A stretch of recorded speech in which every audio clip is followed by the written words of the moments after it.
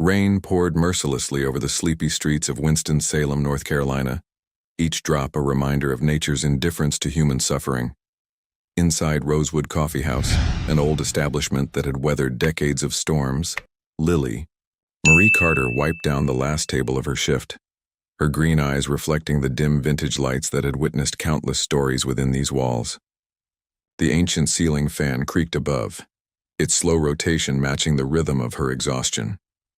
At 24, Lily carried the weight of responsibilities far beyond her years. Her weathered cream sweater, picked up from a thrift store 2 winters ago, hung loose on her slender frame, and her worn boots had long since given up their waterproof promises. "You sure you don't want me to wait with you?" Harper Green called from behind the counter, her vibrant red curls bouncing as she counted the day's receipts. Harper's presence had always been a burst of color in Lily's monochrome world, from her bold tattoos to her infectious laugh. "I'll be fine," Lily responded, managing a tired smile. "Grandma needs her medication by 9, and I'm already cutting it close." Her fingers unconsciously traced the small, brave tattoo on her wrist, a ritual that had become as natural as breathing. The coffee house's warmth clung to her skin as she stepped into the rain, pulling her sweater tighter. The streetlights cast long shadows across the wet pavement, creating an ethereal glow that transformed ordinary puddles into mirrors of the night sky. Lily hugged her bag closer, its contents including a fresh bagel she'd saved for her grandmother's breakfast tomorrow. That's when she saw him. A figure sprawled on the sidewalk, his expensive suit soaked through, looking more like a fallen angel than a man. The streetlight caught the gold of his watch, a jarring symbol of wealth against the gritty concrete. He wasn't moving, but she could see the shallow rise and fall of his chest. Most people would have walked past. Most people would have called the police or pretended not to see. But Lily Marie Carter wasn't most people. Perhaps it was the same instinct that made her take in stray cats as a child. Or maybe it was the recognition of something broken that needed fixing, something she knew all too well. She approached carefully, her boots splashing in puddles that reflected fragments of neon signs from nearby stores. "Sir?" Her voice was gentle but firm. "Are you all right?" He stirred slightly, and when he lifted his head, Lily found herself staring into eyes that held storms of their own, steel blue-gray, unfocused yet haunting in their despair. The scent of expensive whiskey mingled with rain, telling a story of privilege and pain. "I'm fine," he slurred, attempting to sit up and failing. His blonde hair, darker from the rain, fell across his forehead in disheveled strands. "Just enjoying the weather." Lily glanced at her watch. 8:45 p.m. Her grandmother's medication was due in 15 minutes. She had a choice to make, and in that moment she made the one that would unknowingly alter the course of both their lives. "The coffee house is closed," she said, fishing out her keys. "But there's a back room with a heater and clean towels. You look like you could use both." She paused, studying his face. "And maybe some coffee. Or would you prefer someone who won't ask questions?" He looked up at her then, really looked at her, as if seeing through the rain for the first time. Something flickered in those stormy eyes. Recognition, perhaps, not of who she was, but of what she was offering. Understanding. Sanctuary. "Both," he managed, his voice rough. "Both would be good." Lily helped him to his feet, surprised by his height. He towered over her, yet leaned on her as if she were the only solid thing in a world that had turned liquid and uncertain. Together, they made their way to the back door of Rosewood Coffee House, their footsteps echoing in the empty street. Inside, the back room was small but warm, filled with the lingering scent of coffee and freshly baked bread. Lily guided him to an old armchair, its leather cracked but comfortable, then disappeared briefly, returning with a clean towel and a steaming mug. "It's our house blend," she said, placing the mug on a small table beside him. "Strong enough to cut through whatever's drowning you, but smooth enough to be kind about it." He took the towel with trembling hands, and Lily noticed the fine lines of exhaustion around his eyes, the way his shoulders carried an invisible burden. This was a man used to wearing masks, she realized, but tonight, His defenses had crumbled. In the rain. "Why?" he asked, his voice barely above a whisper. "Why help a stranger?" Lily busied herself with adjusting the heater, avoiding his gaze. "Because someone once told me that kindness isn't about deserving. It's about needing. And right now you look like you need it." She glanced at her watch again. 8:52 p.m. "I have to go," she said, gathering her bag. "But you can stay here as long as you need. Just pull the door shut when you leave. It locks automatically." At the doorway, she paused, looking back at the stranger who had somehow found his way into her quiet world. "Whatever happened, tomorrow's another day. Sometimes that's all we need to know." He nodded, clutching the mug like a lifeline, and Lily stepped back into the rain, unaware that she had just offered shelter to Mason Walker, the billionaire whose face would be splashed across every news channel by morning. Unaware that this simple act of kindness would ripple through both their lives like stones cast into still water. As she hurried home through the rain, the word brave on her wrist seemed to pulse with each heartbeat, a reminder that sometimes the bravest things we do are the ones we don't think twice about. The following morning dawned with a reluctant sun breaking through lingering storm clouds. Lily arrived at Rosewood Coffee House earlier than usual, her mind drifting to the stranger she'd left in the back room. She wasn't surprised to find the space empty. Just a neatly folded towel on the armchair and the coffee mug washed and placed on the small table. What did surprise her was the origami crane sitting next to the mug, crafted from what appeared to be an expensive business card. She picked it up carefully, noting the precise creases and deliberate folds. A small gesture that spoke volumes, about careful hands and a mind that needed something to focus on during sleepless hours. "Earth to Lily," Harper's voice cut through her thoughts as she burst through the door, her red curls contained today by a colorful headband. "You're not going to believe what happened last night. The wedding of the year, complete disaster." She waved her phone, excitedly, nearly knocking over a stack of cups. Lily placed the paper crane carefully in her apron pocket. "What wedding?" "The Walker-Russell wedding. You know, the Hotel Empire heir. Mason Walker left his bride at the altar, just disappeared. No one's seen him since yesterday afternoon." Harper leaned against the counter, scrolling through headlines. "They're saying it could impact the whole company's stock prices. Rich people drama is wild." Before Lily could respond, the morning rush began. Winston-Salem might be a relatively small city, but Rosewood's reputation for exceptional coffee and fresh pastries drew people from all walks of life. As she steamed milk and pulled espresso shots, Lily found her thoughts returning to the stranger from last night. His expensive suit, the quality watch, the air of someone used to a different world, but surely it couldn't be. The bell above the door chimed at exactly 7:30 a.m., and Lily looked up to see him walking in.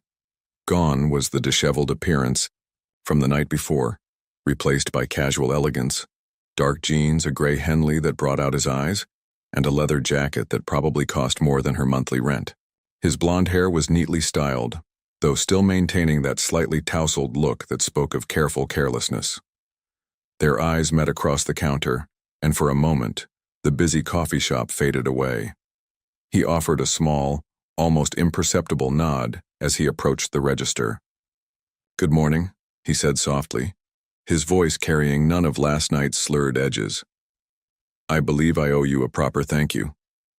Harper, who had been wiping down tables nearby, nearly dropped her cleaning cloth. She stared at him, then at her, phone then back at him, her eyes widening with recognition. Lily felt her heart rate quicken but maintained her composure. "The house blend again? Or would you like to try something different?" A ghost of a smile touched his lips. "I trust your judgment, whatever you recommend." She turned to the espresso machine, grateful for the familiar routine of coffee making. Her mind raced with questions, but she remembered her own words from the night before about not asking any. Behind her, she could hear Harper's barely contained excitement, practically vibrating with the need to speak. "Here," Lily said, presenting him with a carefully crafted cortado. Something balanced, strong enough to face the day, but with a touch of sweetness to remind you that not everything has to be bitter. He accepted the drink, their fingers brushing briefly. You have a way with metaphors. I have a way with coffee, she corrected, trying to ignore the electricity of that momentary contact. The metaphors are just a side effect of too many late-night reading sessions. He took a sip, his eyes closing briefly in appreciation. When they opened again, they held a warmth that transformed his entire face. Would you mind if I stayed for a while? I find myself in need of somewhere quiet. Lily gestured to a small table in the corner, partially hidden by one of the coffeehouse's many potted plants. That spot's good for thinking, or not thinking, whichever you need more. He settled into the corner table, pulling out a laptop that probably cost more than her car. Throughout the morning, Lily noticed how he would occasionally glance up from his screen, watching the ebb and flow of customers with something like wonder. He seemed particularly fascinated by the regulars, the old couples who shared muffins and finished each other's sentences, the college students with their textbooks spread across tables, the local artists who traded sketches for coffee. During a lull in customers, Harper cornered Lily by the pastry case. That's Mason Walker, she whispered urgently. The Mason Walker, the one who… I know. Lily cut her off, arranging croissants with more attention than necessary. And if he wanted everyone to know he was here, he wouldn't have chosen the quietest corner of a small coffee shop in Winston-Salem. Harper studied her friend's face. You knew last night, didn't you, when you helped him? No, Lily said honestly, her hand unconsciously touching the paper crane in her pocket. Last night, I just saw someone who needed help. That's all that mattered then, and it's all that matters now. The morning stretched into afternoon and Mason remained in his corner, occasionally ordering another coffee or a pastry. He was unfailingly polite to both Lily and Harper, though his eyes seemed to follow Lily more often than not. There was something different about him now, a vulnerability beneath the polished exterior, like a crack in expensive porcelain that made it more interesting, more real. Around 2 o'clock, a group of businessmen entered, their loud voices discussing stock prices and market fluctuations. One of them mentioned the name Walker, and Mason tensed visibly, his fingers drumming an anxious pattern on the table. Without a word, Lily walked over and placed a plate with a warm chocolate chip cookie next to his laptop. When he looked up questioningly, she shrugged. Sometimes sweet things help with bitter moments. No charge. He caught her wrist gently as she turned to leave, his thumb brushing over her brave tattoo. Thank you, he said, and somehow she knew he wasn't talking about the cookie. For last night, for this morning, for… He gestured vaguely at the busy coffee shop. Letting me just be. Lily felt the weight of his gratitude, saw the cost of vulnerability in his eyes. Everyone deserves a safe harbor in a storm, she said simply. Even if they sailed in on a yacht. A genuine laugh escaped him, probably the first in days, and the sound seemed to surprise them both. Lily smiled in response, then returned to work, aware of Harper's knowing looks and the warmth that lingered on her wrist where he had touched her.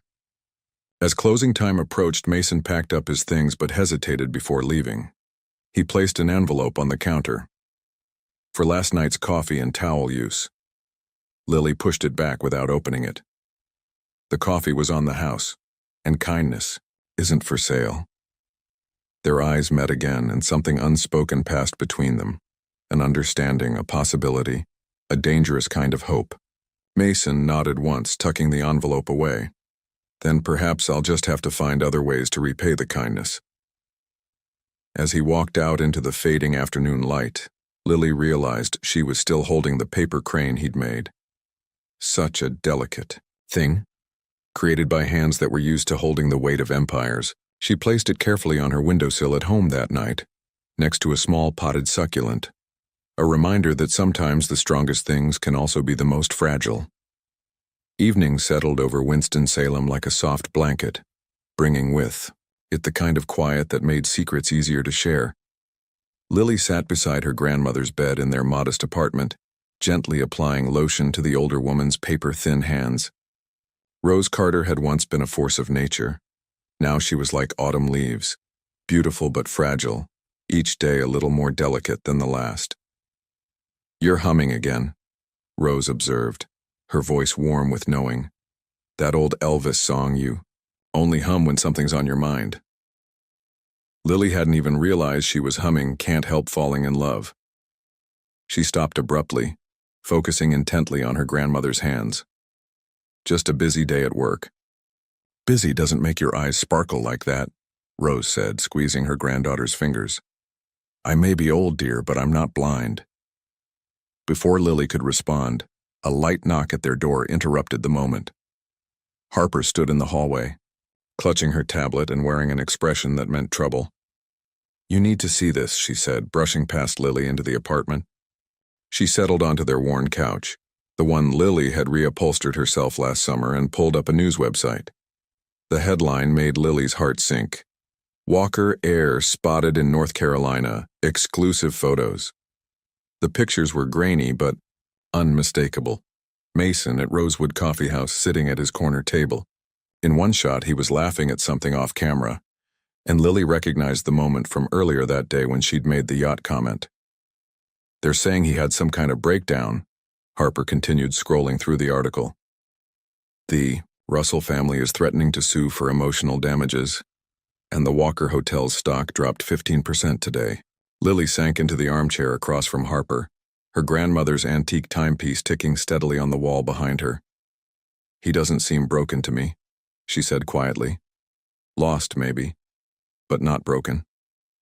"Speaking of your mysterious billionaire," Harper leaned forward, lowering her voice despite Rose being in the other room.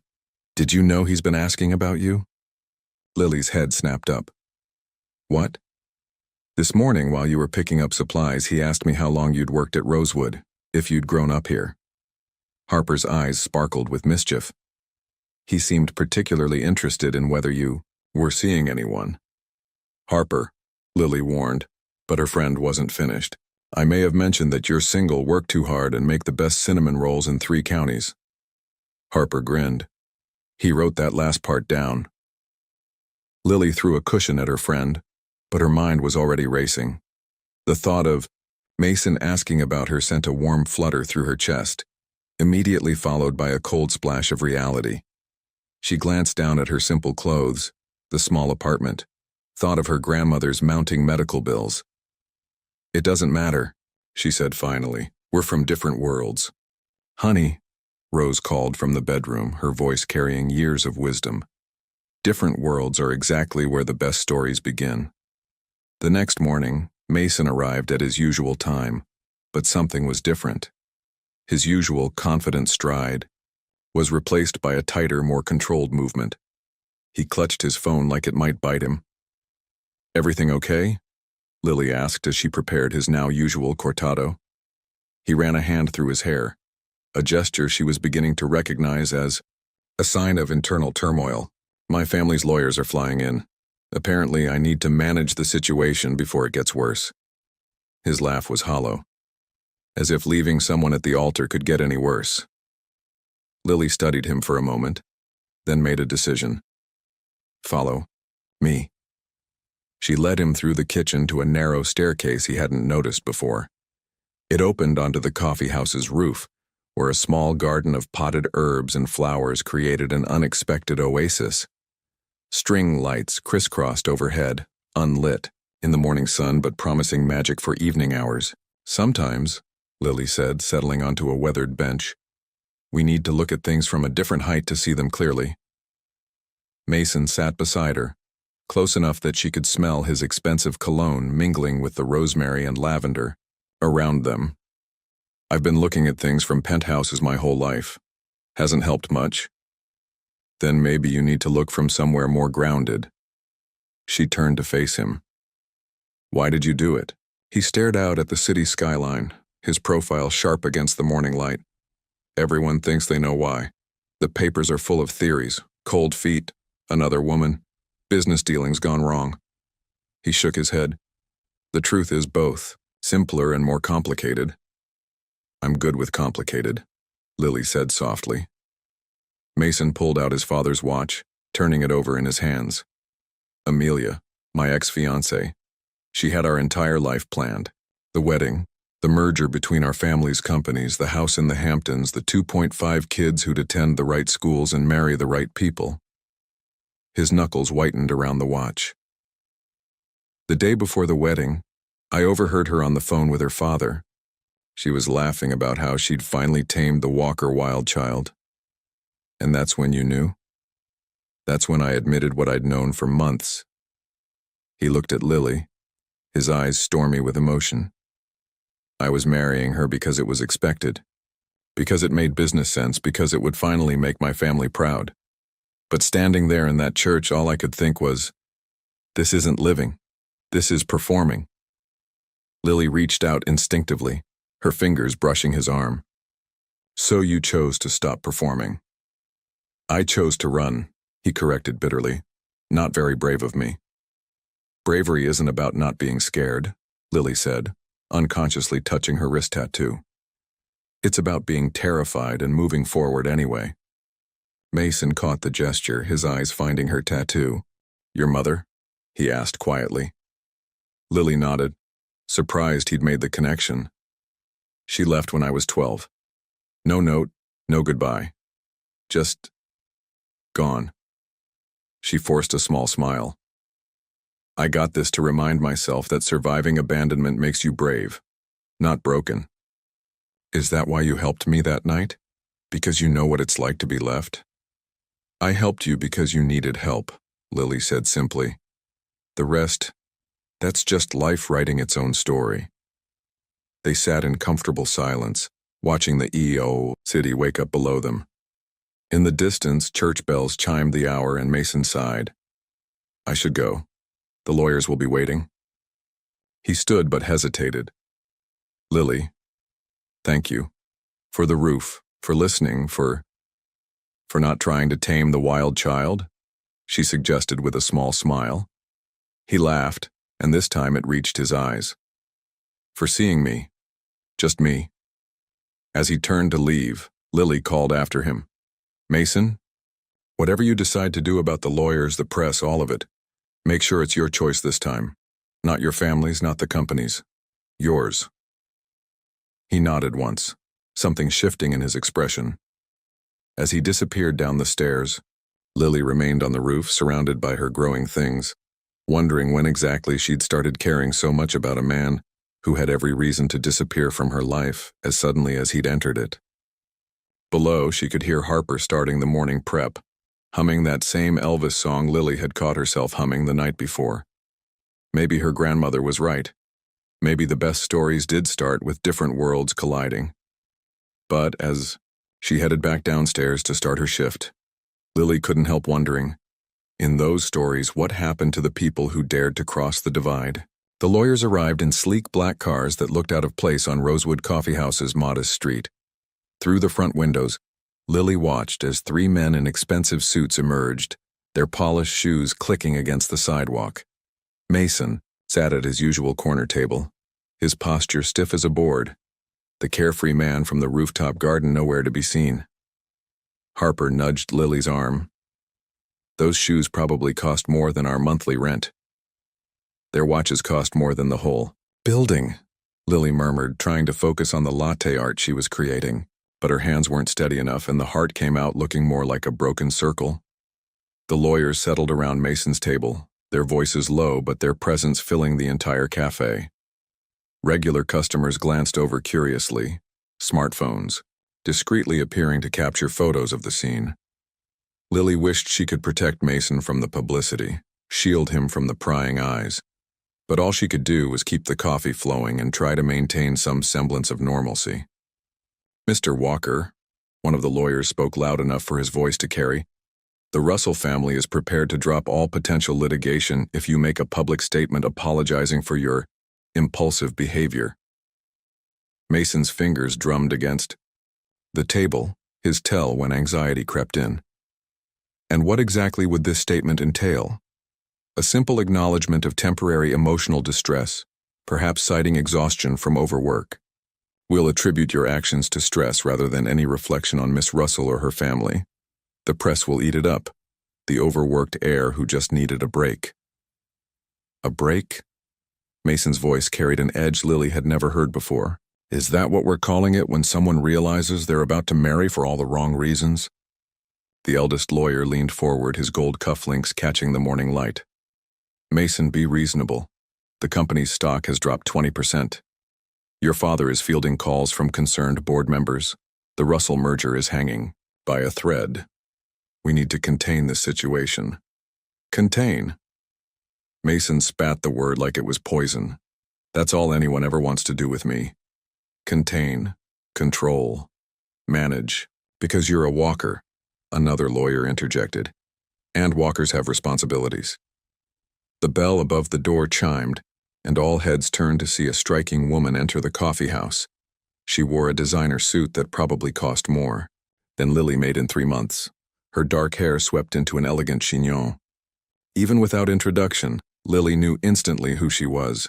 Amelia Russell, the woman Mason had left at the altar. The coffee house fell silent. Harper stopped mid-wipe of a table, her cleaning cloth frozen in air. Even the regulars who pretended not to notice the lawyers couldn't help but stare now. Amelia's heels clicked across the floor as she approached Mason's table. "Hello, darling," she said, her voice honey-sweet but her eyes cold as winter. "You've led us on quite the chase." Mason stood so quickly his chair scraped against the floor. "Amelia, what are you doing here? Trying to salvage what's left of both our reputations." She gestured to an empty chair. "May I?" Before Mason could respond, Lily appeared at the table with a fresh carafe of coffee. "I'm sorry, but that seat's reserved for paying customers." Her voice was professional but firm. "House policy." Amelia's perfectly shaped eyebrows arched. "Excuse me? You want to sit? You'll need to order something." Lily met the other woman's gaze steadily. "We have an excellent bitter brew that might suit your taste." A flash of appreciation crossed Mason's face before he schooled his features. The lawyers shifted uncomfortably, but Amelia's lips curved into a dangerous smile. "Very well. Double espresso, no sugar." She turned to Mason. "You always did have a fondness for quaint local establishments." Lily returned moments later with Amelia's espresso, served in their finest china cup, the one Harper's grandmother had donated years ago. "Careful," Lily warned. "It's hot. Wouldn't want anyone to get burned." The warning carried more weight than just coffee temperature, and everyone at the table knew it. "Mason," Amelia began once Lily stepped away, "you've made your point. Whatever crisis you're going through, we can work through it together. The press love a good reconciliation story." "Crisis?" Mason's laugh was hollow. "Is that what you call realizing you've spent your whole life trying to be someone else's version of yourself?" "I call it a moment of weakness," Amelia replied smoothly. "One that we can overcome. Think about it.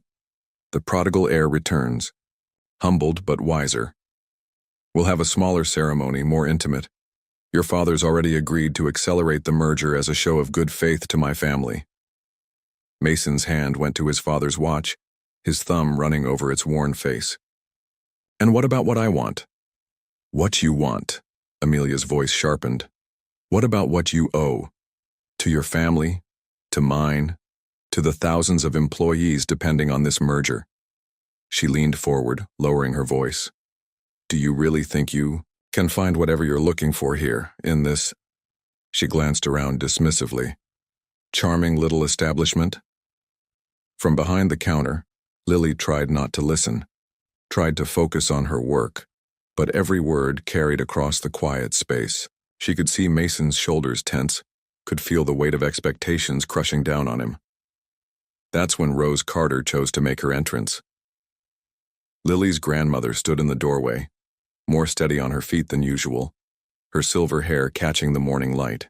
She made her way to the counter and Lily rushed to help her. "Grandma, what are you doing here? You should be resting." Rose patted her granddaughter's cheek. "Can't an old woman want to see where all the excitement is?" Her voice carried clearly through the coffee house. "Besides, I heard someone special was making your eyes sparkle these days." Mason's head turned at that, his eyes finding Lily's across the room. Something passed between them, understanding, possibility, fear. Amelia noticed the exchange, her perfect composure cracking slightly. Mason, darling, you can't seriously be considering throwing everything away for this. She gestured vaguely at the coffee house, at Lily, at the life so different from their world of penthouses and private jets. No, Mason said quietly, standing again. I'm not throwing anything away. He looked at the lawyers, at Amelia, at the life they represented. I'm choosing something real for the first time in my life. He pulled out his wallet, placed several $100 bills on the table. For the coffee, he said, then turned to leave. Mason, Amelia called after him. If you walk away now, there's no coming back. The merger, your position in the company, all of it will be gone. He paused at the door, looking back, not at Amelia, but at Lily. Sometimes, he said, echoing Lily's words from the rooftop. We need to lose everything to find what we're really looking for. The bell chimed as he left, leaving behind a wake of shocked silence. Amelia stood, smoothing her perfect suit, her composure back in place, but her eyes blazing. He'll come to his senses, she announced to no one in particular. He always does. But as she and the lawyers filed out, Lily wasn't so sure. She'd seen something in Mason's eyes in that final look. Not fear or uncertainty, but possibility. The same thing she felt growing in her own heart, despite every rational voice telling her to guard it more carefully. Rose made her way to Mason's abandoned table, picking up one of the $100 bills. Well, she said with a knowing smile, I believe this calls for one of your special cinnamon rolls, dear. Something tells me we haven't seen the last of that young man. Lily took the money from her grandmother's hand, replacing it with a fresh cinnamon roll. Grandma, she said softly, what am I doing? Living, Rose replied simply. Finally, truly living. Outside, rain began to fall again, as it had on that first night when a broken man had found his way to their door. But this time, Lily realized, he wasn't running from something. He was running toward something, and that made all the difference in the world. 3 days passed without any sign of Mason. The media circus outside Rosewood Coffee House gradually dispersed, leaving behind only scattered memories of expensive suits and probing questions. Lily tried to convince herself it was better this way, a clean break before things got too complicated. But every time the bell above the door chimed, her heart jumped a little, hoping. Harper watched her friend with growing concern. You're making that face again? She said one afternoon as Lily absent-mindedly drew figure eights and spilled sugar on the counter. What face? The one that says you're trying really hard not to care about something you care about way too much. Lily brushed the sugar away, forcing herself to focus on restocking the pastry case. The local news played quietly on the old TV mounted in the corner, and she tried not to flinch when Mason's name came up in the business report. The Walker Hotel's stock had stabilized, but rumors of a major restructuring were circulating. Lily began, then stopped, searching for the right words. I just hope he's okay. Honey, Harper said gently, billionaires are generally okay. It's the rest of us you need to worry about. But Lily couldn't shake the memory of that vulnerable man she'd found in the rain, or the way his eyes had looked when he'd chosen to walk away from everything he'd ever known. There was a difference between being okay and being whole. The afternoon lull was interrupted by the arrival of an unexpected visitor. A tall, distinguished-looking man in his 60s entered the coffee house, his bearing immediately commanding attention. His gray hair was perfectly styled, his suit impeccable, and his eyes, the same stormy blue-gray as Mason's, surveyed the space with careful consideration. Mr. Walker, Lily breathed, recognizing Mason's father from news photos. Harper nearly dropped the mug she was drying. Miss Carter? His voice was smooth, cultured, carrying the weight of generations of privilege. Might I have a moment of your time? Lily nodded, gesturing to Mason's usual corner table. As they sat, she noticed how his fingers moved to his own watch, the same nervous tell as his son. I suppose you're wondering why I'm here, he began, declining her offer of coffee with a polite wave. My son has always been impulsive, but this latest episode has surprised even me. With all due respect, sir, Lily said carefully, I don't think leaving the altar was an impulse. I think it was probably the first non-impulsive decision he's made in a long time. Richard Walker's eyebrows rose slightly. You speak quite confidently about a man you've known for less than a week. Sometimes you can know someone's heart without knowing their history. He studied her for a long moment, his expression unreadable. Mason was 12 when his mother died, he said suddenly, catching Lily off guard. Cancer, quick and brutal. She was everything to him, to both of us. Lily's hand unconsciously moved to her brave tattoo. 12, the same age she'd been when her mother left. After that, Richard continued, I threw myself into the company, building something lasting, something worthy of her memory. I thought if I could make it big enough, strong enough, it would somehow fill the void she left. He paused, his facade cracking slightly. I never realized I was asking Mason to fill that same void with things that couldn't possibly fit. The merger? Lily said softly. The perfect marriage. The perfect life. Richard smiled sadly. But perfection, Miss Carter, is often the enemy of happiness. Something I've learned far too late. He reached into his jacket and pulled out an envelope. Do you know what this is? Lily shook her head. It's Mason's resignation from the Walker Hotels Board, along with a proposal to sell his controlling shares back to the company. He tapped the envelope against the table. He sent it this morning. No discussion, no negotiation, just choosing his own path.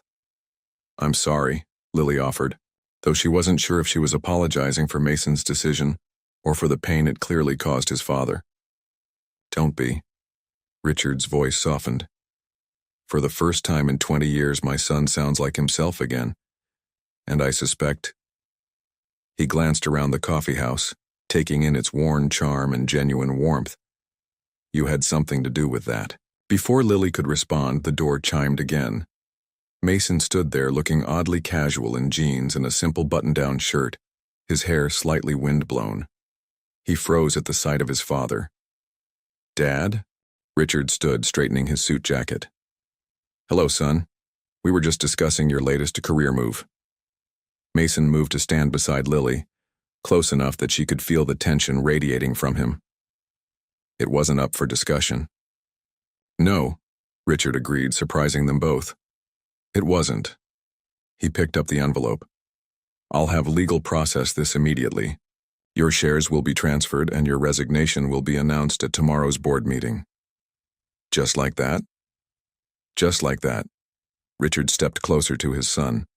You know, you have her eyes, your mother's. Not just the color, but the way they see right through all the pretense. She would have been proud of you today. Mason's breath caught. Dad, I wasn't there for you after she died. Not really. I built walls of wealth and expectations thinking they would protect you. Instead, he gestured helplessly. They just kept you trapped. The coffee house had emptied out, as if the universe itself was giving this family moment, the space it needed. Harper had disappeared into the kitchen, though Lily suspected she was listening through the door. I don't know what I'm doing, Mason admitted quietly. I just know I can't go back to not being me anymore. Richard nodded, then did something that seemed to surprise even him. He hugged his son. It was brief, awkward with years of emotional distance, but real. Whatever you're looking for, Richard said as he pulled away, I hope you find it. His eyes flickered to Lily. Or perhaps you already have. He turned to leave but paused at the door. Oh, and Mason? Your mother's garden fund, the one she set up for community projects, it's still active. Might be worth looking into. He smiled, a genuine warmth breaking through his professional demeanor. She always did believe that the best things grow in unexpected places. After he left, Mason sank into a chair, looking shell-shocked. Lily quietly prepared him a cortado, adding a touch more milk than usual. Some moments needed extra comfort. You okay? She asked, sitting across from him. I think. Mason took a sip of coffee, gathering his thoughts. I think that's the first real conversation I've had with my father since Mom died. Lily reached across the table, taking his hand. His fingers intertwined with hers naturally, as if they'd been doing this for years instead of days. What happens now? She asked. Mason looked around the coffee house, his eyes lingering on the herb garden visible through the window, the worn but comfortable chairs, the way afternoon light painted everything in shades of gold. Now, he said, squeezing her hand, I learn how to be me. Not Mason Walker the heir, not Mason Walker the runaway groom. Just Mason. And who was that? He smiled, and it reached all the way to his storm-colored eyes. I don't know yet, but I'd like to find out. Maybe. He hesitated, vulnerability creeping into his voice. Maybe with someone who's brave enough to see me even when I couldn't see myself. Outside, the first stars were appearing in the darkening sky. Through the kitchen door, they could hear Harper humming that Elvis song again, and somewhere in the distance, church bells marked the hour. Two worlds, Lily thought, didn't have to collide to come together. Sometimes they just had to find the right space in between, a space that looked remarkably like an old coffee house at twilight, where broken pieces could find their way to becoming something whole again. Early morning light filtered through the rooftop garden's herbs, casting dappled shadows across Mason's face as he studied the worn business plan spread out before him. Lily sat cross-legged beside him on their usual bench, nervously watching his expression as he read. Your grandmother wrote this? He asked, running his finger along the faded margins filled with Rose's elegant handwriting. 25 years ago. Lily plucked a sprig of lavender, rolling it between her fingers. Before she got sick, she always dreamed of turning Rosewood into something bigger. Not just a coffee house, but a real community space. Classes, events, a proper garden cafe. She gestured to the modest rooftop garden around them. This was supposed to be just the beginning. Mason nodded, his eyes scanning the detailed notes about community programs and sustainable business practices. She was ahead of her time. These concepts, local sourcing, educational workshops, green spaces, they're exactly what people are looking for now. Yeah, well, dreams don't pay medical bills, Lily said softly, the weight of responsibility evident in her voice. 2 weeks had passed since Richard Walker's visit, 2 weeks of quiet mornings and gentle discoveries. Mason had traded his designer suits for casual clothes, his corporate meetings for hours spent learning the art of coffee making from Lily.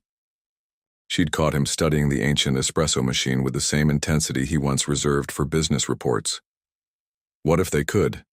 Mason said suddenly, straightening up. Pay the bills, I mean, and fund the dreams. Lily gave him a wary look.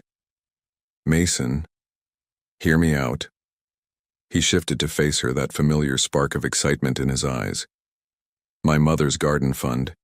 It was set up specifically for community development projects exactly like this. I can't take your family's money. It wouldn't be my family's money, he corrected. It would be a proper business investment through a legitimate foundation, one that my mother created specifically to help places like Rosewood grow. Lily stood, moving to the garden's edge to look out over the awakening city. The morning sun caught her hair, turning the brown curls to warm honey. And what happens when people find out? The media would have a field day. Runaway billionaire. Fund small-town barista's business. Mason followed her to the railing, standing close enough that their shoulders touched. First, I'm not a billionaire anymore.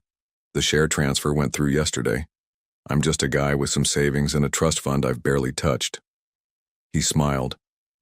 Second, who says they have to know it's me? The foundation has dozens of projects. This would just be one more. And third? Third?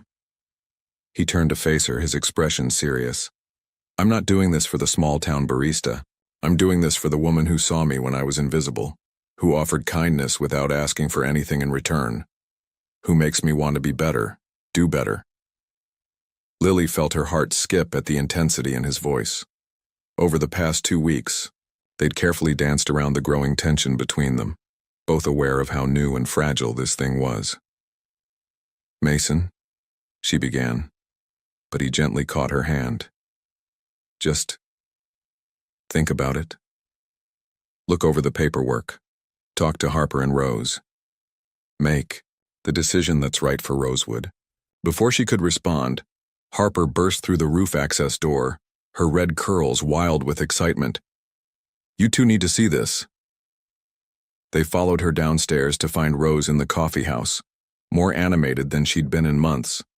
She sat at Mason's usual corner table surrounded by old photo albums and blueprints. I found them, she announced triumphantly. All the original plans, every detail I dreamed up. She looked at Mason with knowing eyes, including some ideas your mother helped me with. Mason froze. What? Rose patted the chair beside her.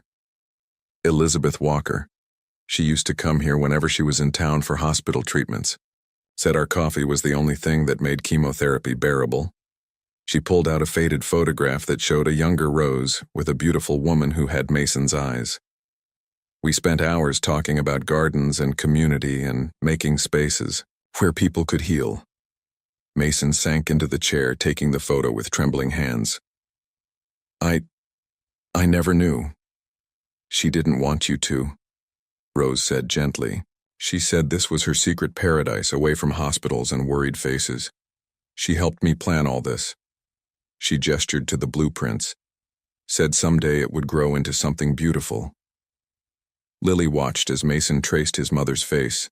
In the photograph, saw the pieces of his past realigning themselves into new patterns. The garden fund, he said quietly. She set it up right after this, didn't she? Rose nodded. She wanted to make sure places like this could always find a way to grow. Harper, who had been uncharacteristically quiet, suddenly clapped her hands. Okay, universe, we get it. This is clearly meant to be. Harper, Lily warned, but her friend was unstoppable. No, think about it. Mason's mom literally helped plan this. The foundation exists specifically for this purpose. And let's be honest, this place needs more than just a fresh coat of paint. She gestured to the water stain on the ceiling, the creaky floorboards, the ancient equipment. Rose reached out and took Lily's hand. Sweetheart, I've spent years watching you put everyone else's needs first. Maybe it's time to let someone help your dreams grow too.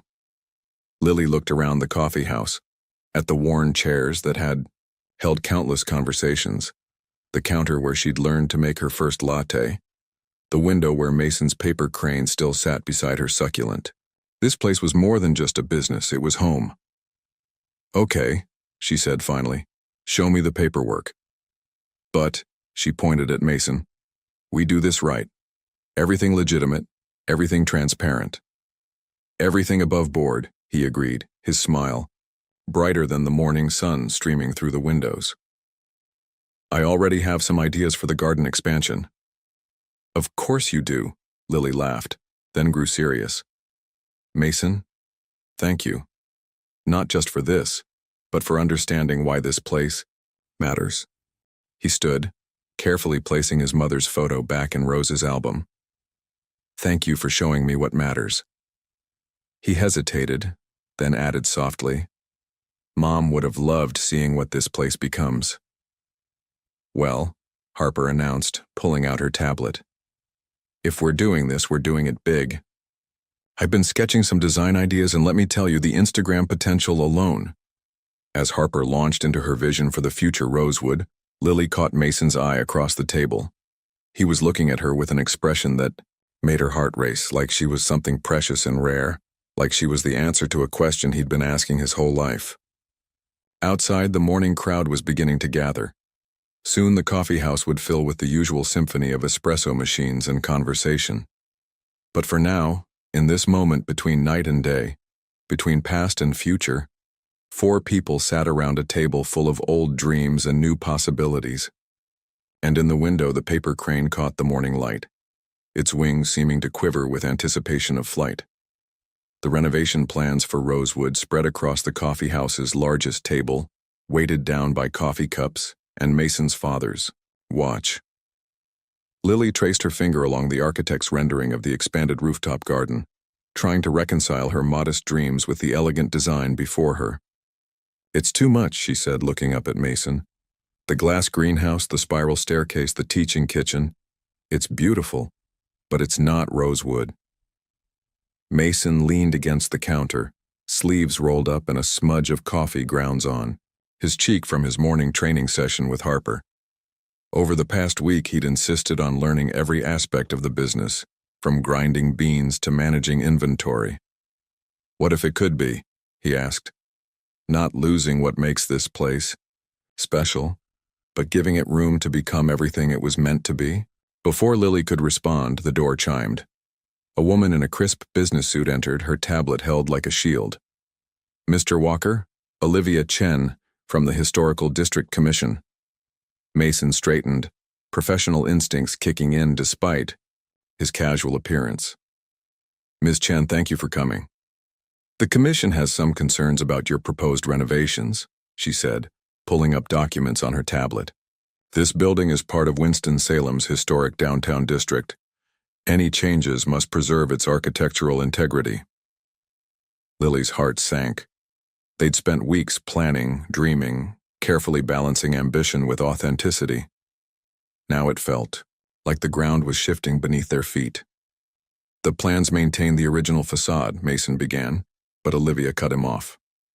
The rooftop additions would be visible from street level, altering the historic skyline. Additionally, we have questions about the funding sources. She glanced meaningfully at Mason, given recent media attention. Harper, who had been pretending not to eavesdrop while wiping down tables, dropped all pretense. The funding is completely legitimate. We have all the paperwork from the Walker Garden Foundation. Yes, Olivia said carefully. A foundation that hasn't funded any major projects in over a decade, suddenly taking interest in a small coffee house where Mason Walker happened to seek refuge after his highly publicized wedding incident. The room temperature seemed to drop 10 degrees. Mason's fingers found his father's watch, his tell more pronounced than ever. My mother started that foundation, he said quietly, to help places exactly like this grow. The timing might seem convenient to you, but I assure you, everything about this project is genuine. Nevertheless, Olivia continued, the commission requires additional documentation and community impact studies before we can approve any structural changes. Rose chose that moment to make her entrance, moving slowly but deliberately toward the group. Young lady, she said, her voice carrying the weight of years. Do you know why this building has survived so long? Olivia blinked, caught off guard. I assume because of the preservation codes. Because it's always been a place of gathering, Rose corrected. Through wars, depressions, social changes, this building has adapted while keeping its heart. First as a general store, then a bookshop, now a coffee house. She gestured to the walls around them. History isn't just about preserving bricks, it's about preserving purpose. Lily watched as Rose pulled out the photo album they'd discovered the week before, showing Olivia pictures of the building through the decades. Each image showed people coming together, finding community within these walls. The greenhouse we want to build, Rose continued, it's not just for show. It's for teaching children about growing food, for providing fresh herbs to local restaurants, for giving people a green space in the heart of the city. She turned to a particular photo, the one of her with Elizabeth Walker. Some dreams take time to grow, but that doesn't make them any less worthy of blooming. Olivia studied the photographs, her professional facade softening slightly. These are remarkable historical documents in themselves. She looked up at Mason. If you could provide a detailed preservation plan showing how the renovations would honor the building's legacy while serving the community. We'll have it on your desk first thing Monday, Mason promised. After Olivia left, Lily sank into a chair, the morning's tension catching up with her. Maybe this is a sign. Maybe we're trying to do too much, too fast. Mason knelt beside her chair, taking her hands in his. Hey, look at me. Do you remember what you said to me that first night? About kindness not being about deserving, but about needing? She nodded. Well, this community needs what Rosewood could become. Your grandmother's right. This place has always been about bringing people together. We're not changing that. We're just giving it more room to do what it does best. You sound like you really believe in this, Lily said softly. I believe in you, he replied, then quickly added, in this. In what we're building here. The almost confession hung in the air between them, electric with possibility. Harper, who had been unsuccessfully pretending to organize coffee beans, nearby, let out an audible sigh. Oh my God, just kiss already, she muttered, loud enough for them to hear. Lily felt her cheeks flush, but before she could respond, the door chimed again. This time, a familiar figure in expensive designer wear stood in the doorway. Well? Amelia Russell said, surveying the scene with calculated interest. Isn't this cozy? The prodigal heir playing barista in his little investment project? Mason stood slowly, positioning himself slightly in front of Lily. What do you want, Amelia? Can't a person check on an old friend? She moved further into the coffee house, her presence somehow making the space feel smaller, especially when that friend is about to make a very public mistake. There's nothing public about this, Mason said firmly. The Foundation's involvement is completely legitimate. Oh, darling. Amelia's laugh was like crystal breaking. Everything about you is public now, and when the press finds out you're using your mother's foundation to fund your little coffee shop romance. She let the implication hang. Lily stood, her voice steady despite her racing heart. We're not doing anything wrong. No? Amelia raised a perfect eyebrow. The commission's already asking questions. How long before others start wondering about the convenient timing? The potential conflicts of interest? The personal relationships involved? She turned to Mason. Your father may have accepted your resignation, but the board still cares about the Walker name. Are you really willing to risk everything, including this charming establishment's reputation, for what? A small-town fantasy? That's enough. Rose's voice cut through the tension like a blade. I think you should leave. Amelia smiled, all perfect teeth and practiced charm. Of course. I just thought someone should warn you. She looked directly at Lily. Dreams are lovely things, dear. Until they become nightmares. After she left, silence filled the coffee house. Harper moved to lock the door, flipping the sign to closed despite the early hour. Mason ran a hand through his hair, frustration evident in every movement. I'm sorry. I never meant to bring all this complication into your life. Lily touched his arm, feeling the tension in his muscles. Hey, what was it you said about believing in what we're building? He turned to her, his eyes stormy with emotion. Lily, if this gets messy, then we'll clean it up, she said firmly. Together. The word hung between them, heavy with meaning. Outside, rain began to fall, just like that first night. But this time, neither of them was lost or alone. Rose watched them from her seat, a knowing smile playing on her lips. You know, she said casually, sometimes the best way to deal with thorns is to grow something beautiful right alongside them. Harper snorted. Or we could just make Amelia's life miserable by succeeding spectacularly. She paused, then added, with a grin, while looking fabulous doing it. The tension broke, laughter filling the space where fear had tried to take root. Mason's hand found Lily's, their fingers intertwining naturally. So, he said, turning back to the renovation plans, about that greenhouse. And just like that, they were planning again, dreaming again, growing something new in the face of opposition. Because sometimes, Lily realized, the best response to those who try to clip your wings is to simply spread them wider and fly anyway. The headlines exploded across every major news outlet by morning. Walker heirs secret coffeehouse investment. Raises eyebrows. The story had everything. Money, romance, small-town charm twisted into scandal. Somehow the press had obtained documents from the Historical District Commission, including photos of Mason and Lily together at Rosewood. Mason paced the length of the coffeehouse, his phone buzzing incessantly with calls from reporters and old business contacts. The morning rain pounded against the windows, matching his dark mood. We need to get ahead of this, Harper insisted, scrolling through the coverage on her tablet. Look, they're painting it like some sort of shady financial scheme. Sources close to the Russell family suggest potential misuse of foundation funds. She looked up at Mason. 3 guesses who those sources are. Lily sat at the counter staring at the mounting pile of messages from the Historical Commission. Their preliminary approval was now under review. The community impact presentation they'd worked so hard on was scheduled for that afternoon, but now it felt tainted by suspicion. Maybe, she said quietly, we should pause everything, just until this dies down.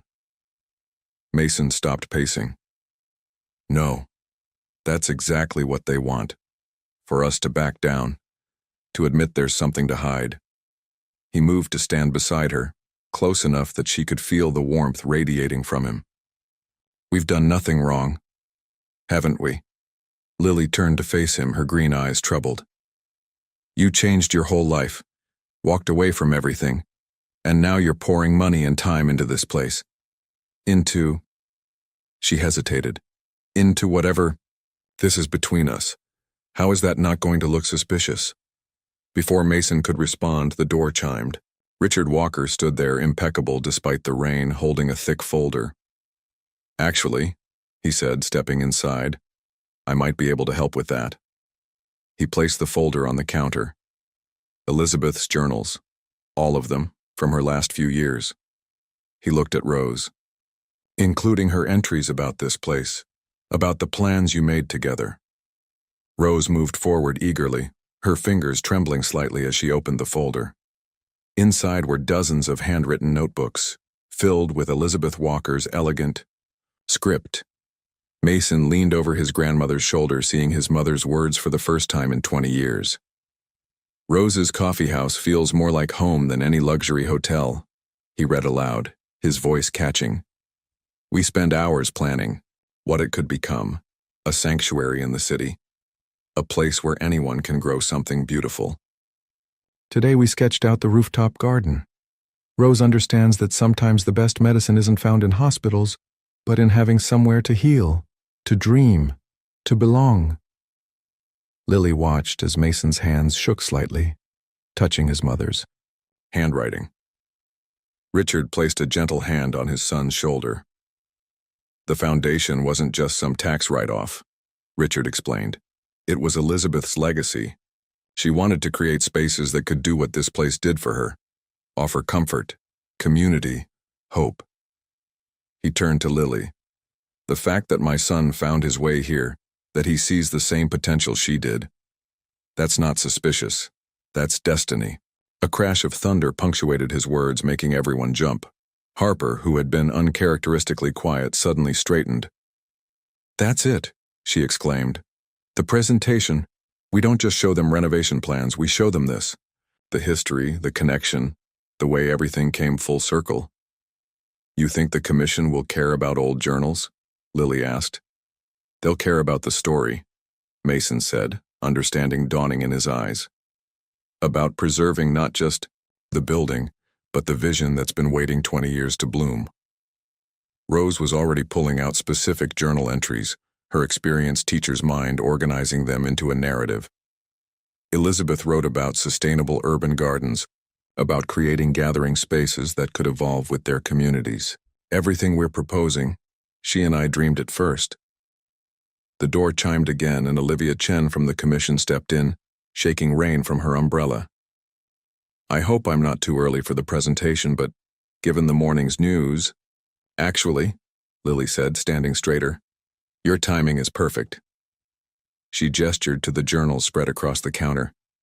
We have something new to show you. The next hour unfolded like a story being remembered rather than told. Rose read from Elizabeth's journals while Mason and Lily showed how each modern renovation plan connected to those original dreams. Harper pulled up before and after mock-ups on her tablet, demonstrating how the proposed changes would enhance rather than alter the building's historic character. The greenhouse, Mason explained, pointing to his mother's sketches. She designed it to mirror the original glass transom windows. The spiral staircase follows the same curve as the building's 1920s architectural details. Everything new grows from something that was already here. Olivia moved through the documents with growing interest, pausing at a particular entry. A building is only as historic as its ability to keep serving its community. She read aloud. Your mother wrote that?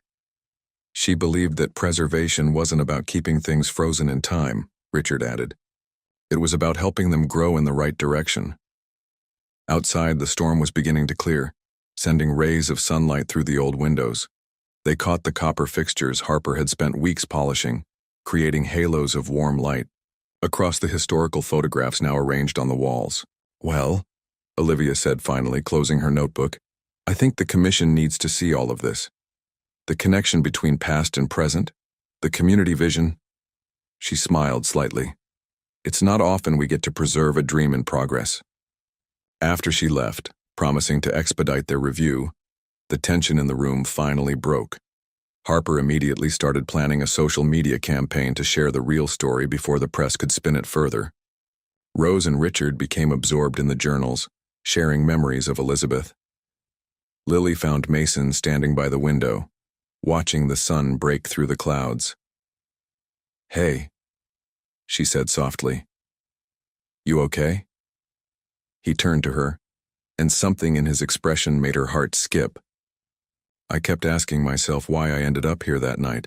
Out of all the places I could have collapsed, why your doorstep? Just lucky, I guess, she tried to joke, but her voice wavered. Mason took her hand, his thumb brushing over her brave tattoo. Or maybe I was following a path my mother left for me, to the exact place I needed to find, to the exact person I needed to meet. The air between them felt charged, heavy with everything still unsaid. Around them, the coffee house hummed with activity. Harper's excited planning, Rose and Richard's quiet conversation, the familiar whir of the espresso machine. Mason, Lily began, but he shook his head. I know there's still the media storm to weather, and the commission's final approval to get, and probably a dozen other obstacles we haven't even seen yet. His eyes held hers, intense and certain. But standing here, in this place, that helped both our mothers heal in different ways, I need you to know something. Lily's heart thundered in her chest. What?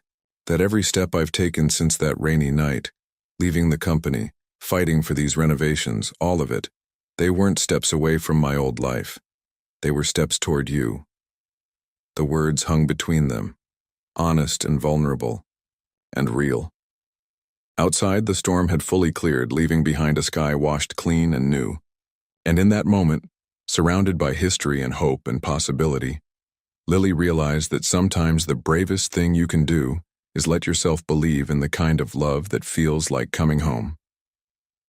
The Historical Commission's approval came on, the same morning that Rose collapsed. One moment she was sharing Elizabeth's journals with a group of eager architecture students who'd come to document Rosewood's renovation plans. The next, she was crumpling to the floor, papers scattering like autumn leaves. The hospital waiting room smelled of antiseptic and stale coffee. Lily sat rigid in an uncomfortable chair, her clothes still dusted with the day's coffee grounds. Mason hadn't left her side since the ambulance arrived, his hand steady around hers. She's strong, he kept saying, though his voice carried an edge of fear they both recognized. They'd seen too many loved ones in hospitals not to know how quickly things could change.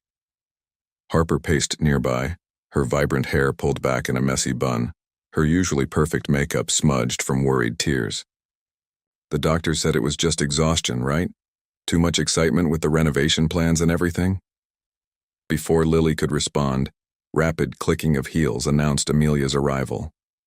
She strode into the waiting room like she owned it, followed by two men in expensive suits. Mason, she said, her voice carrying false sympathy. I came as soon as I heard. This must be so difficult, especially with the Foundation's review meeting tomorrow morning. Lily felt Mason tense beside her. What are you talking about? Oh, you haven't heard? Amelia's perfectly manicured hand touched her chest in feigned surprise.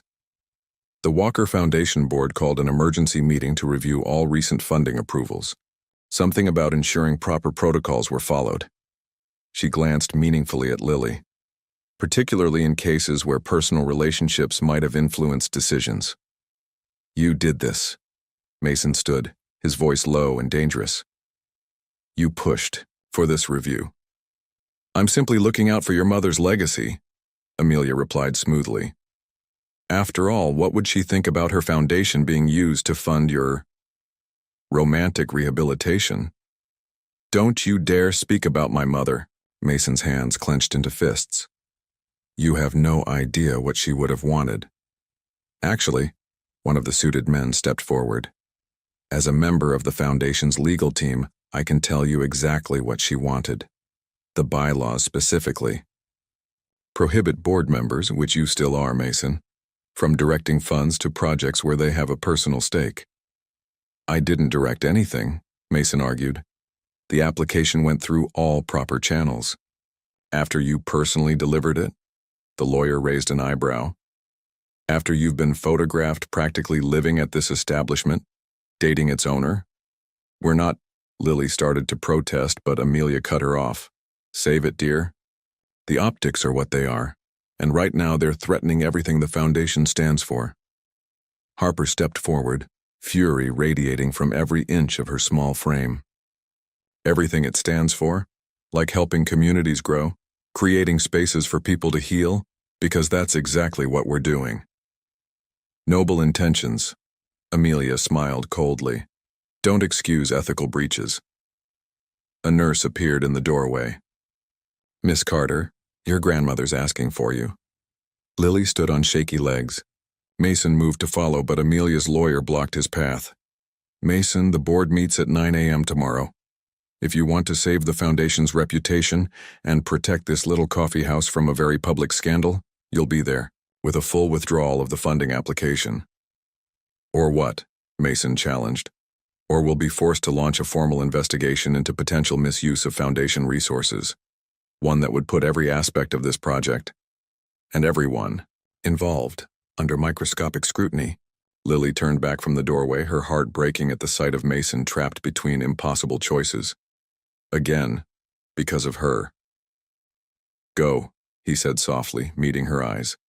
Be with Rose. I'll handle this. The hospital room was dim and quiet except for the steady beep of monitors.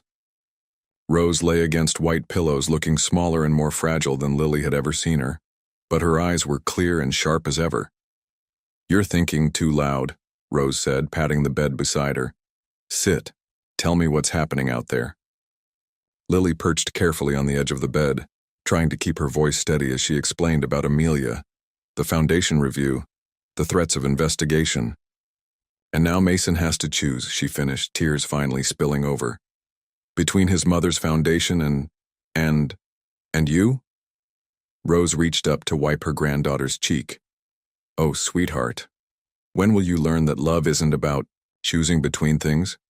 It's about choosing what's right even when it hurts. I don't want him to lose anything else because of me. Because of you? Rose's voice strengthened with indignation. Lily Marie Carter.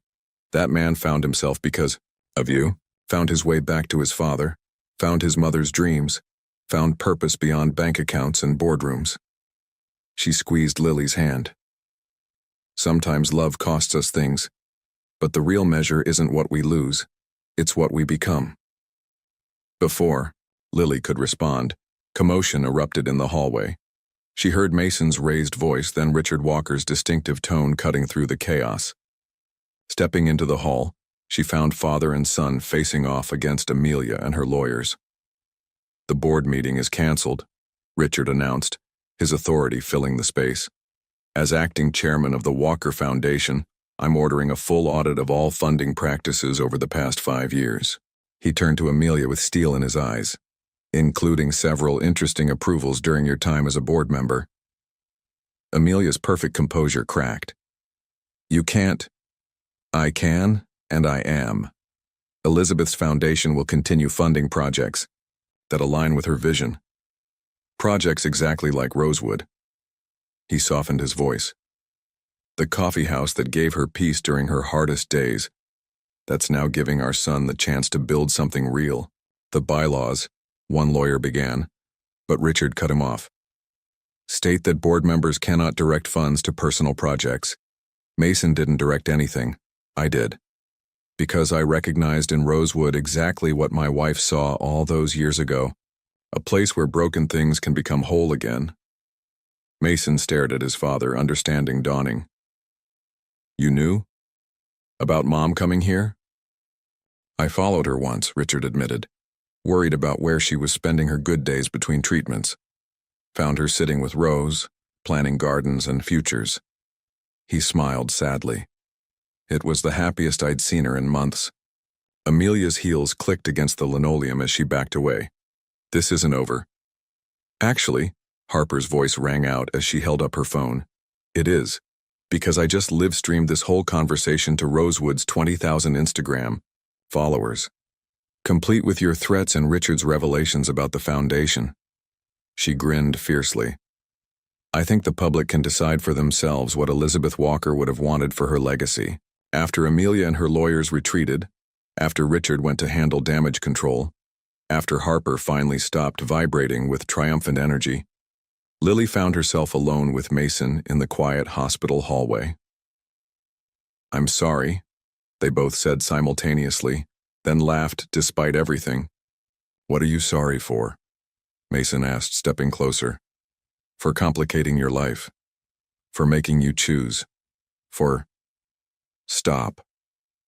He cupped her face in his hands, his touch impossibly gentle. You didn't make me choose anything. You showed me who I could be if I was brave enough to choose myself. The word brave hung between them, heavy with meaning. Down the hall they could hear Rose's steady monitors, Harper's excited chatter, the ordinary symphony of hospital life continuing around their extraordinary moment. Mason, Lily whispered, I'm scared. Of what? Of believing in this. In us. In happy endings that don't get taken away. He pressed his forehead to hers, sharing the same breath, the same space, the same truth. Then be scared with me, he said softly. Be brave with me. Be real with me. Just be with me. And there, in a fluorescent-lit hospital hallway that smelled of antiseptic and hope, Lily finally stopped fighting the current that had been pulling them together since that first rainy night.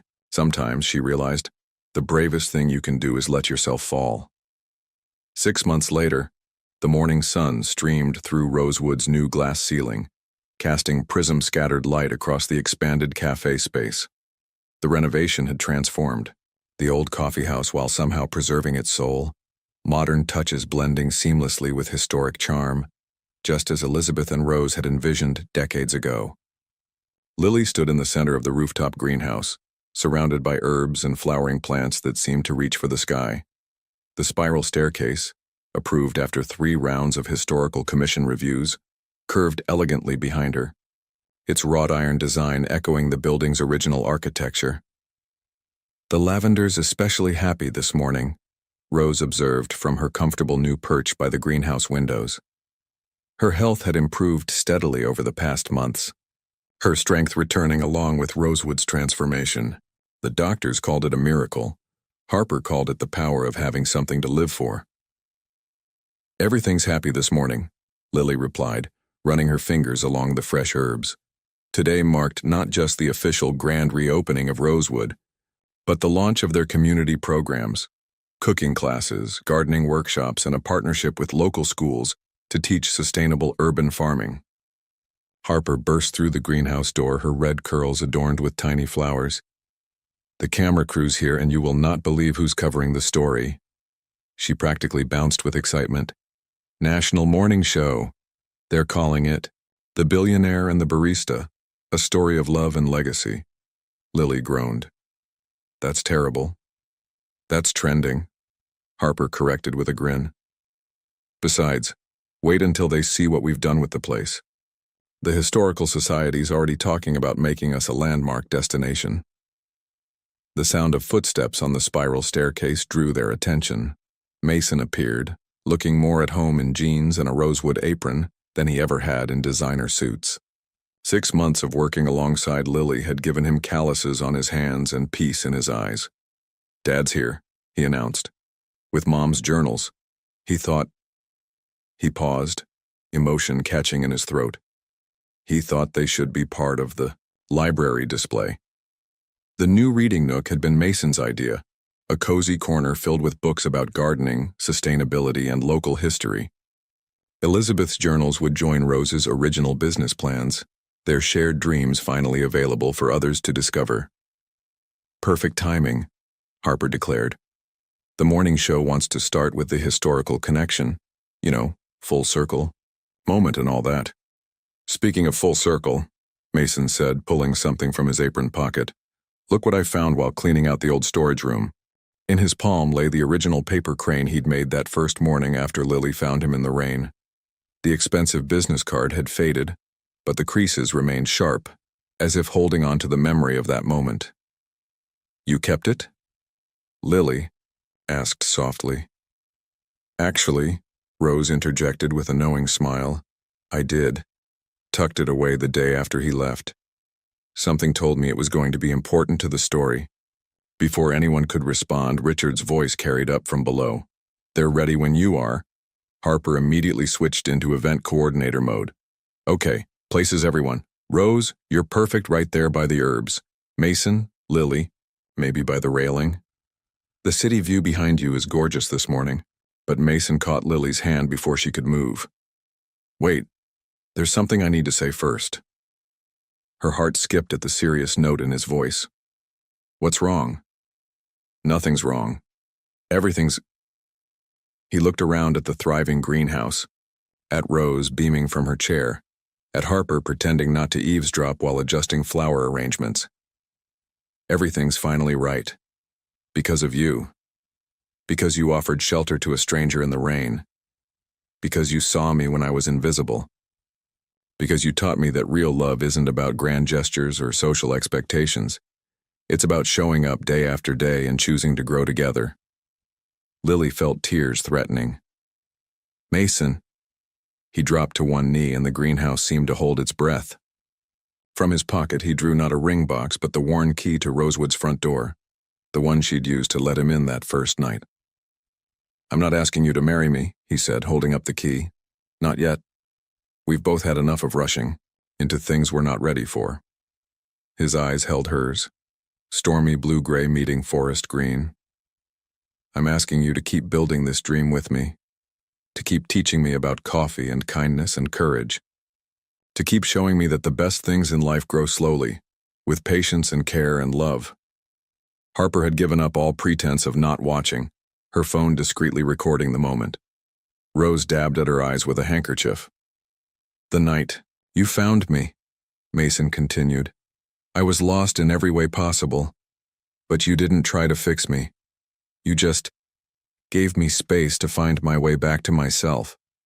And somehow, that path led right here, to this place, to these people, to you. Lily knelt beside him, taking the key in trembling fingers. You know I already have a key to Rosewood, right? Mason laughed, the sound pure and free. Yeah, well, I never claimed to be smooth. I just claim to be yours, if you'll have me. I had you the moment you walked in that door, Lily whispered, then kissed him. The greenhouse erupted in cheers, not just from Harper and Rose, but from the entire Rosewood staff who had gathered on the spiral staircase to witness the moment. Richard stood at the bottom, one hand resting on Elizabeth's journals, his eyes suspiciously bright. When they finally broke apart, the morning sun had reached its full strength, turning the greenhouse into a cathedral of light and growing things. Below, they could hear the first customers arriving for the grand reopening, the familiar symphony of coffee grinding and conversations beginning. Ready to face the cameras? Harper asked, her own cheeks wet with happy tears. Lily looked at Mason, at their families, both born and chosen, at the dream they'd built together from the scattered pieces of their broken pasts. Actually, she said, can we have just one more minute? They stood at the greenhouse railing, looking out over the city where their story began. The paper crane sat on the ledge beside them, its wings catching the light. You know what I think? Lily said softly. What's that?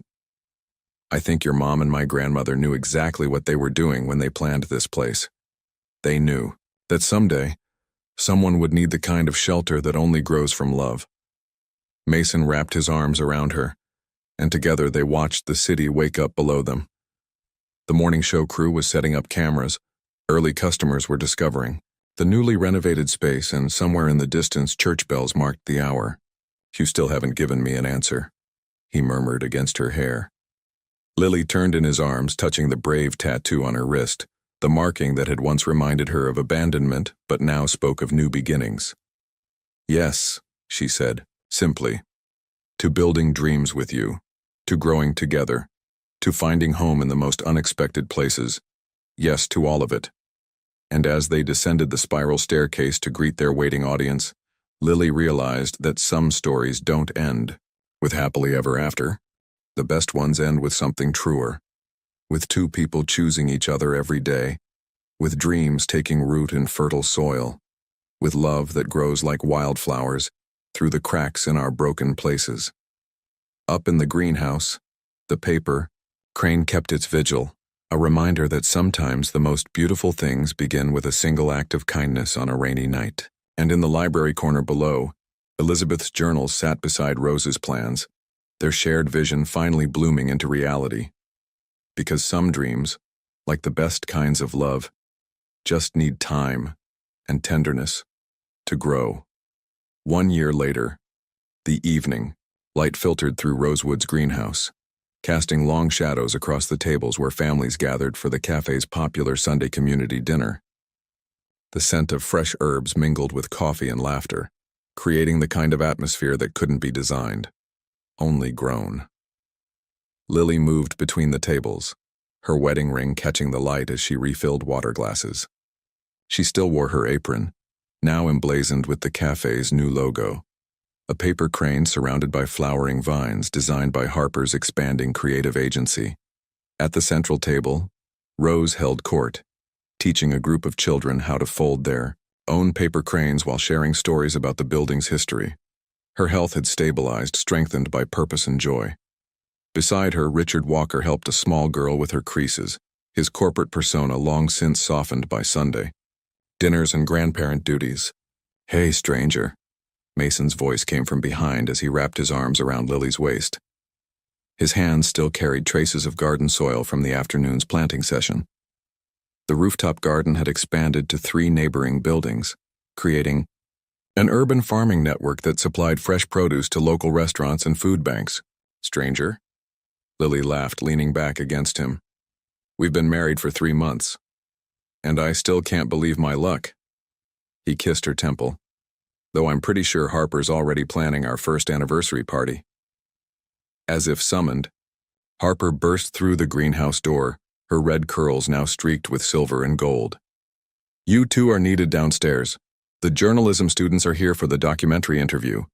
The cafe's story had become a case study in sustainable urban development and community restoration. Architecture students still came to study the seamless blend of historical preservation and modern innovation, while business schools analyzed their unique social enterprise model. But more importantly, Rosewood had become exactly what Elizabeth and Rose had dreamed, a sanctuary where anyone could find shelter, grow roots, and bloom. "1 second," Lily said, moving to the small library corner where Elizabeth's journals were displayed. She opened the most recent edition, a leather-bound book where visitors shared their own stories of finding home at Rosewood. Mason watched as she wrote, "Love isn't just about the big moments, the rainy nights that change everything, the proposals in gardens, the wedding days. It's about the small choices, making coffee together at dawn, planting tomorrow's herbs, sharing strength when the other feels weak. It's about growing something beautiful from wherever you're planted. And sometimes, if you're very lucky, it's about finding someone who sees you exactly as you are and loves you enough to help you become who you're meant to be." Lily and Mason Walker, caretakers of dreams. Outside, the sun set over Winston-Salem, painting the sky in shades of promise. Inside Rosewood, stories continued to unfold, in coffee cups and garden beds, in paper cranes and gentle hands, in the countless ways love finds to grow wild and free. Because the best endings are really just beginnings in disguise. And this story, it was still growing. If you found yourself at a crossroads like Mason, Having to choose between the life others expect from you and the unexpected path your heart desires, what would you do? Would you have the courage to leave everything behind for a chance at authentic happiness, or would you stay in your comfort zone? Like Lily's brave tattoo reminds us, sometimes the bravest choice isn't the easiest one. Your participation in the channel is very important. Please leave your opinion in the comments. Thank you for watching. If you enjoyed the story, please subscribe to our channel and leave a comment below letting us know what you thought. Your feedback and support mean a lot to us. Stay tuned for more exciting stories.